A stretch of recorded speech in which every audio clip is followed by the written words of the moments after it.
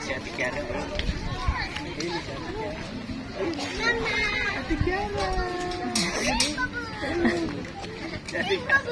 Bahala ba mo eh? Kala ko dito ko na ulit mag-i-stay eh. Dahil trabaho sa Maynila. Tatapusin natin. Si Mama, doon naman ako. Kay Mama. Mamaya. Kay Mama, wala. Sama.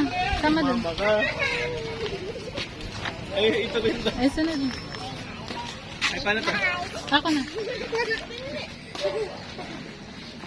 Ano anak mo? Ah.